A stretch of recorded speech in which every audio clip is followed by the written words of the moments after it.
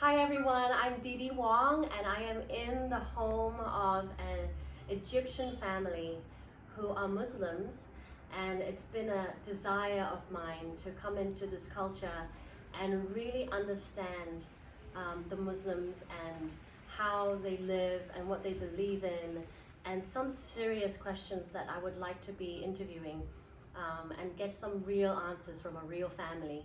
Because in America, 9/11 brought on a very terrible perspective of the Middle East countries as well as the Muslims, and people really are brainwashed from the media, and they really don't understand their culture and what they truly believe in and who they really are.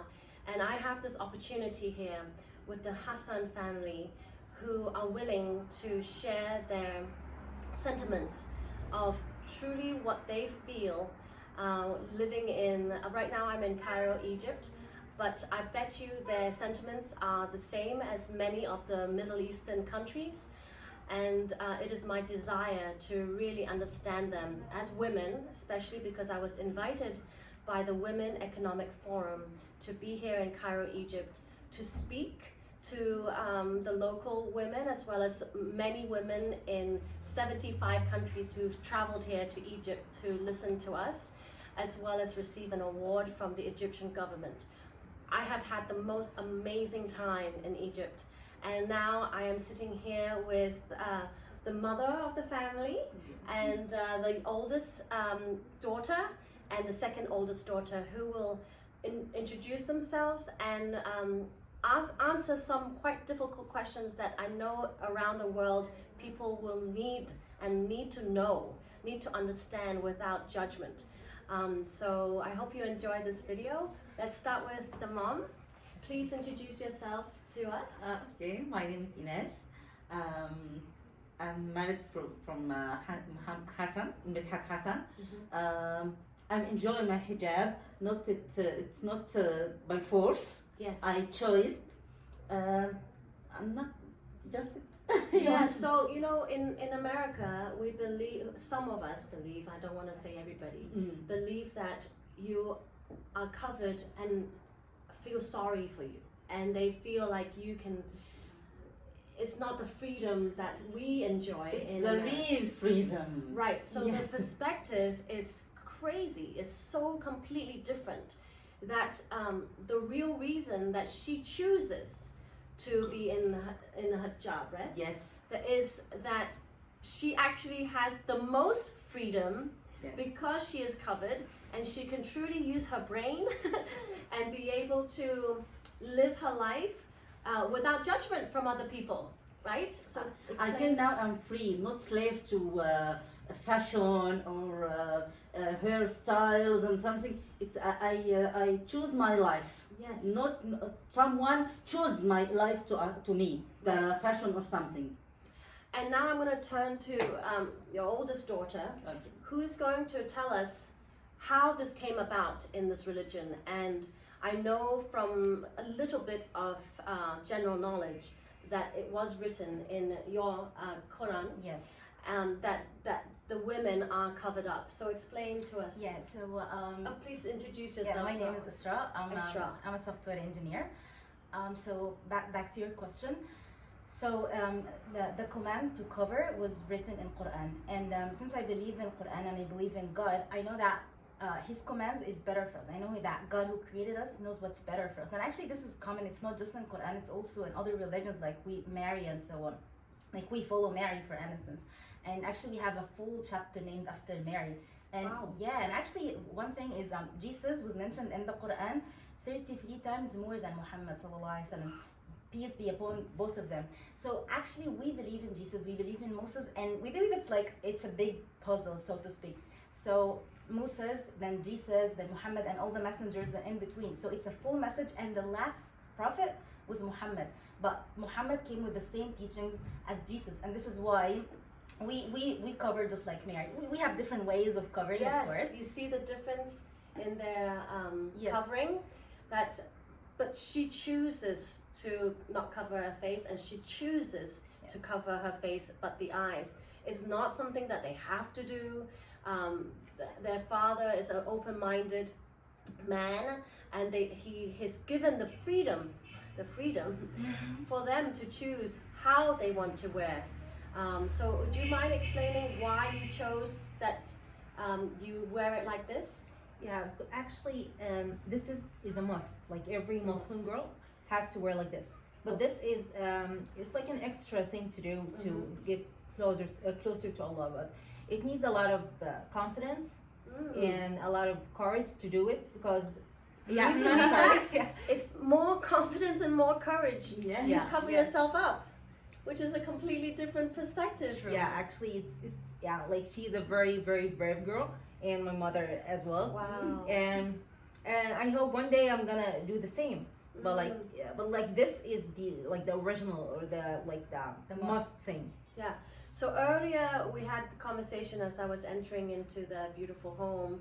I also heard that you chose to be this way because when you go to school or university, it allows her to completely focus on her studies. That's true. And it's not, there's no distraction and thinking about men or sex or how beautiful I am, and she can really be herself when she's covered, which is just mind-boggling to most of us because we have such a different perspective. I also want to ask all of you and whoever wants to answer, you guys all speak such amazing English. Thank you. Very well. Please can you share with us about education in Egypt, and do most people go to universities to speak English? Well, actually, English is a secondary language here. We study in Arabic since this is our mother tongue. However, some because it's a secondary language, as I said, but sometimes because now the market is broader than ever. So you will work in an international company and so on. So this is why the more you get into the market, the more you get exposed to the language. So English is essentially now is essential. So you get to, there's lots of courses, in even school, there's different levels of schools. So in my school, it was a private Islamic school. Okay. So we had English as a secondary language, but there was focus on it. So we will have it and use it, like, because we had foreigners in the school as well. So, oh, right. yes. And she also spoke about how it's taught in Arabic. So spoken, the professors speak to them in Arabic. Yes. But when they read the textbooks, it's in English, exactly. which obviously is great because then they know the both languages they grew up. Just like in my country, in Hong We're proud Kong. of our language. Yes, and us too. Like in Hong Kong, we are spoken in Cantonese, and we read also in Cantonese and in English. So it's very normal for us to be able to speak English very well. Yes. And even in old Cairo, when I've been visiting for the past few days, many people speak very well, very good English. Yes. And I was very surprised. Actually, because one thing that is very encouraged in Islam is communication. So when you communicate with different people, you actually get rewarded because there is a verse in Quran that says وَجَعَلْنَاكُمْ شُعُوبًا وَقَبَائِلَ لِتَعَارَفُوا, and we made you into different nations and tribes so you can get to know each other. Oh, I love that. It is beautiful. So English allows communication, allows us to do this kind of worship, right? So act of worship, so to speak. So because when we know each other and we know the different languages, how we have different tongues, that makes us say, SubhanAllah, the one who I'm created all us. about that. Oh, So I know, sweet. Many of you know, and you may not know, but I am a coach in communication, in articulation, and it's all about how you speak on text message, how you speak on the phone, how you speak looking in each other's eyes, and how you speak on stage. Yes. Because I'm a speaker, and it's so important for us to be comfortable in communicating so that we can really connect with one another. Just like how I've connected with you when I come in. And thank you, by the way, for inviting me to your lovely home. So I want to talk about quickly what this is. Sahlab. Sahlab. It's a base of corn flour and sesame and coconut oil, something like this. It's so delicious, and I added some sugar. And actually, it reminds me of a dessert that we have in China. Okay. Yeah, so it's really, really good. I want to leave our audience with just some language tips, since we talk about language and communication. So if you can tell me, what about you tell me, how do you say hello in Arabic? We say Assalamu alaikum, which is the Assalamu exact alaikum. translation for it is peace be upon you. Peace be upon you. Can you say that one more time slower? Assalamu alaikum. Salam alaikum. Assalamu alaikum. Salamu alaikum. And then you say that in hello and goodbye, yes? Yes. So like I know in India they say namaste to hello and namaste to goodbye as well. What's the meaning of namaste? Light be salam with alaikum. you. Yes. Mm. May my light be with you. Yeah. It's similar idea. The Mm. peace be with you here. Peace upon you, right? Yeah. And what about, okay, so I've been learning everywhere I go, I have been saying thank you, which is a word, 2 words that I say all the time in America because I believe in being grateful and thankful. Yes. So how do you say thank you? Shukran. Yes. Shukran. Shukran. Yes. I've been saying that to everyone, everywhere, and it's just a way of, telling the other culture that you're really thankful. And you say that with the words, but you also say it with your body language. And so I found myself being able to just be friendly with everybody, and people just been so receptive to the energy that you bring when you say shukran, shukran, Shukran. shukran. Yes.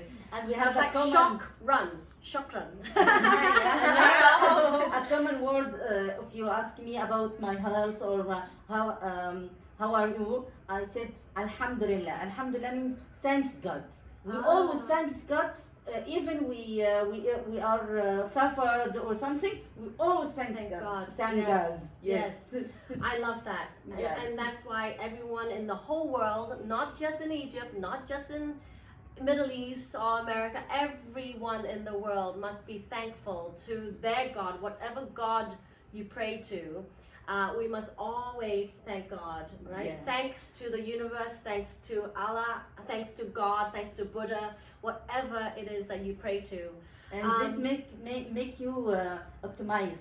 Yes. Yes. Yes, and be open to receive good things. Yes. Right? And we believe the same thing. Yes. And I'm Catholic. So that's why we are really all the same. Yes. Can you really think about that point? Anybody who's watching, can you really think about this point? That we are all really the same. We are all praying for goodness to come into our lives. And we pray differently, yes, to different gods, yes, but we are all praying for goodness. And that is so important for you to really understand. And no matter where you go, if they are black, white, yellow, brown, whatever color, they are still praying to the same goodness that what they want to invite into their lives. I'm going to say one last thing since we are about praying. I would love for you to quickly go into the subject of how come you guys pray 5 times a day. I learned that. And the times and just a little bit more detail about the praying. If you just allow me to add something when you said that, because we all pray to God and so on, it is really a core idea for me, because the one who created all of us is the same God, right? And and just like I was saying as an answer for one of your previous questions, that that we follow Mary even though we're Muslims, and we have a whole chapter about her. Also, one thing that I read in the Bible was how you said praying, how Jesus was praying. He said that he put his forehead on the ground and started to pray to his God. Yes. Actually, if you go to a Muslim masjid or mosque, this is how exactly Muslims We do pray. it, yes. We do this, so we pray like him, because actually it's different parts of the same puzzle. The one who created us all sent different messengers with the same message. Right. So Right. it's one thing. This is why lots of religions, they will have common things, because it's Yes. actually from the same one God. Yes. So that was the point. that I Thank was you at, for yeah. thank you for clarifying that. So tell me about praying every day. I heard from your husband that he usually prays at 5 a.m. because that's the time he wakes up. But what happens when people don't wake up this early? Is it like a morning prayer when you wake up? Anytime you pray first thing in the morning? Yes. Yes. No. No, it's We not have- exactly, but Our prayers, it has an exact time. Like you have There to is, break. yes. Yeah, like the morning prayer, it has to be from like 5 a.m. 5 a.m. to 6 a.m. Like you have to wake up and pray in this Dawn to yeah. sunrise. And then Oh, sunrise. Yeah. so that means that everyone who's a Muslim usually wakes up from 5 to 6 a.m. then. You Yeah, can even pray to and pray sleep. and then continue Oh, you sleeping. can go back. Oh, wow.